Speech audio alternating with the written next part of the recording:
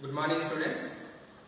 I am Sudhakar Reddy, working as a chemistry lecturer in the Masters PU College, Tumkur.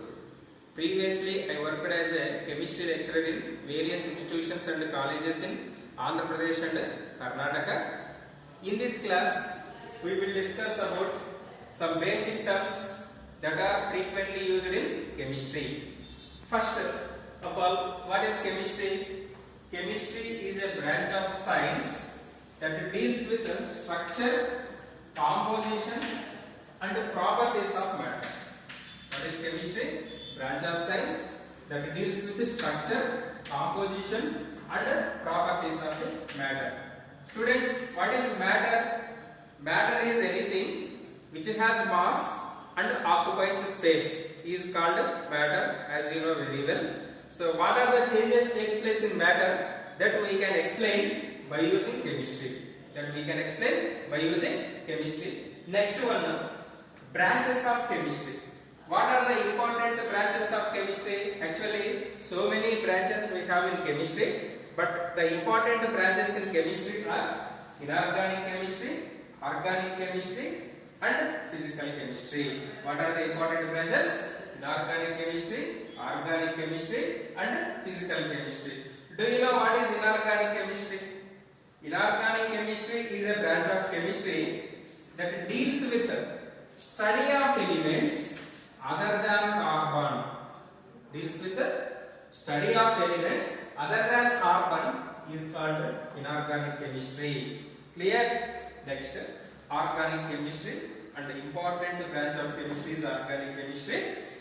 What is organic chemistry? Organic chemistry is also branch of chemistry.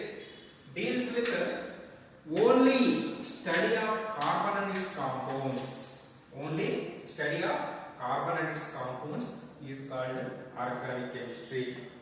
Next, another important branch of chemistry, that is physical chemistry. What is the physical chemistry? Physical chemistry is also branch of chemistry that deals with laws, principles and theories of chemical reactions. Laws, principles and theories of chemical reactions. This is about physical chemistry. Next, importance of chemistry. Chemistry has wide applications in various fields. Among them, the important fields we will discuss now. First importance is in the medicine field. How chemistry is helpful in the medicine field? Very simple. So many drugs or tablets or chemicals or tonics, different types of medicine substances that are prepared by using chemicals. Say for example, antipyretics. What are antipyretics? The chemicals or drugs which are used for reducing body temperature, nothing but fever reducing drugs are called antipyretic drugs. See students, anti means opposite, pyretic means temperature. That means the tablets or drugs which are used to reduce temperature, body temperature are called antipyretic drugs. Next, analgesics. Analgesics are nothing but painkillers that are also made up of with chemicals. Next, anti-malarial drugs. So frequently this anti-malarial drug now we are observed in TV, hydroxychloroquine. Hydroxychloroquine. So it is also one of the helpful drug to reduce little bit of coronavirus also. That is anti-malarial drug. So these all drugs are we can made up of with chemicals. So that's why like that chemistry is used in the field of medicine. Similarly, in industries, so many industries we have. Say for example, polymer industry. What are polymers? Polymers are large size molecules. So in our daily life, our daily life is not end without polymers. So from morning to up to sleeping time, without polymers we cannot imagine in our life without polymers, like toothbrush, bucket, mug, etc. That all are made up of with polymers, as well as polyvinyl chloride pipes, PVC pipes. Next, polythene, polyester. So these all are polymers. So without chemistry, we cannot prepare all these industrial products. So that's why chemistry plays important role in the field of polymer industry as well as normal regular industry also. Next, in the field of agriculture. So in the field of agriculture, how chemistry is helpful? So to manufacture different fertilizers, pesticides and insecticides. Fertilizers, say some examples for fertilizers, ammonium fertilizers. So ammonium fertilizers are contains nitrogen, phosphorus, potassium that are made up of with chemicals only.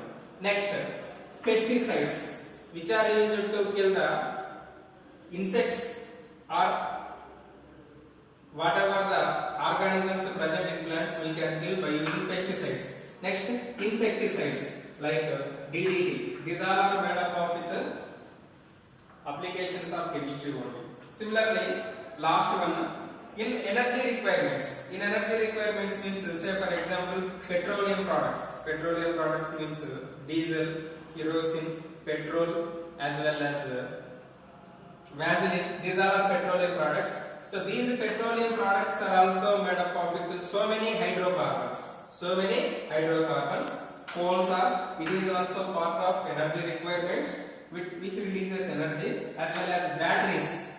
Batteries used in UPS as well as automobile industry that releases energy due to the presence of chemicals.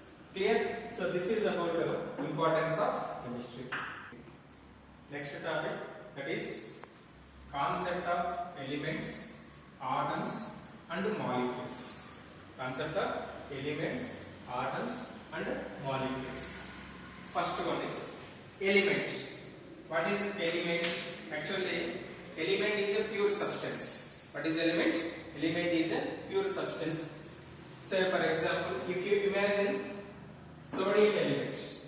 So this sodium element contains only one kind of particles. So that's why element is a pure substance. Element is a pure substance. Why? Because it contains only one kind of particles. These all particles have same type of chemical properties. These all particles have same type of chemical properties. So that's why element is a pure substance.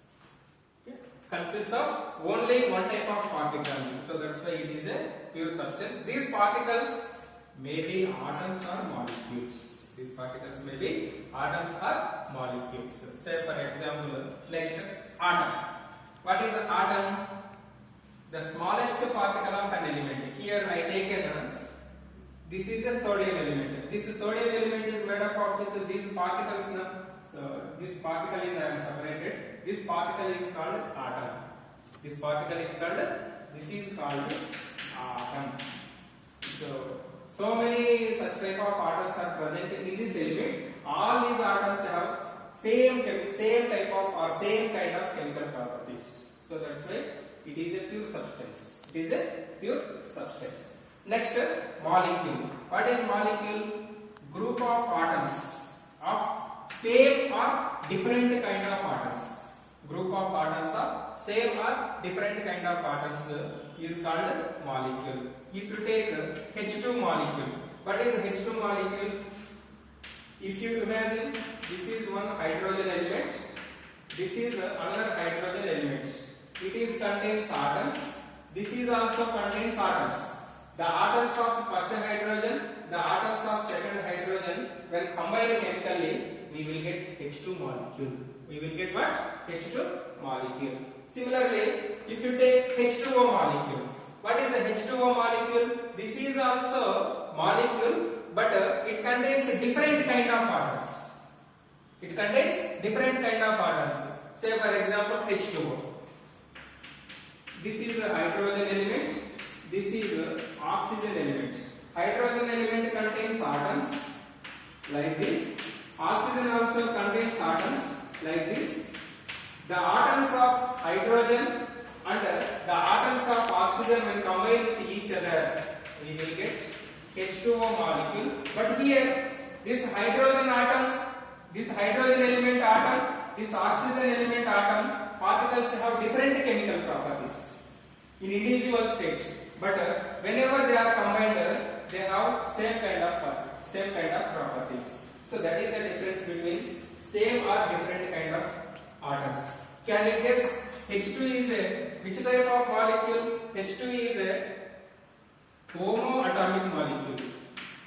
Why it is called a homoatomic molecule? Because it is made up of with same kind of elements, that is hydrogen and hydrogen, like this. Hydrogen and hydrogen. So that's why it is homoatomic. H2O is a heteroatomic molecule. Why it is called hetero? Actually, hetero means different. Heteroatomic molecule. Why it is called heteroatomic molecule? Because this H2O molecule is formed from two different types of elements. One is a hydrogen element, another one is oxygen element. So that's why H2O is a molecule, but it contains different kind of atoms. Different kind of atoms. This is about element, atom, and molecule. I repeat. What is an element? Element is a pure substance. Contains only one kind of particles. Contains only one kind of particles. You can imagine here. This is the sodium element. It contains only one kind of particles. Here, next atom. What is atom? The smallest particle of an element. If you imagine this is a element, in this smallest particles are there. These particles are called atoms. Next, molecule. What is molecule? Group of atoms of same or different kind of atoms, like H2 and H2O. So this is about element, atom, and molecule. Next, first 20 elements in the periodic table. This is the first basic in chemistry. So everyone should remember these 20 elements, including with atomic numbers and atomic weights. Without these atomic numbers and atomic weights, it is very difficult to calculate chemical reactions based on atomic weights. So that's why the first basic in chemistry is remembering of 20 elements, including with their atomic numbers and atomic masses, that we will discuss now. Okay. So students, do you know what is the first element? First element is hydrogen. Its symbol is H. Its atomic number is 1. Atomic weight is also 1. Next element is helium. Its atomic number is 2. Its atomic weight is 4. Next is lithium, 3, 7. Next, beryllium, 4, 9. Next, boron, 5, 10. So here next I am continuing as it is.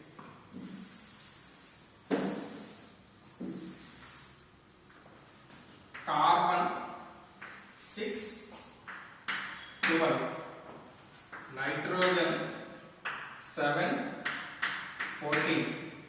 Next, oxygen, O, 8, 16. Fluorine, 9, 19. Next one is neon, 10, and its atomic weight is 20. So here I am continuing. Next element is sodium under element symbol. Why is element symbol sodium is Na instead of SO or S? Why? Because the sodium symbol is derived from Latin name, that is natrium. So that's why its symbol is Na, not SO or not S. So 11, its atomic number is 11. Its atomic mass is 23. Next, magnesium, 12, 24. Aluminium, 30, 27. Next, silicon, 14, 28. Next, phosphorus, 15, 31. And next element is sulfur, 16, 32. Next, chlorine, 17, 35.5. Next, argon 18, its atomic weight is 40. Next element is potassium 19, its atomic mass is 39. Next, calcium 20, its atomic weight is 40. So these are the first 20 elements in the periodic table, including with their atomic numbers and atomic weights. In the next class, we will discuss how to calculate atomic weight and atomic number for a given particular element. We will discuss with examples. Thank you.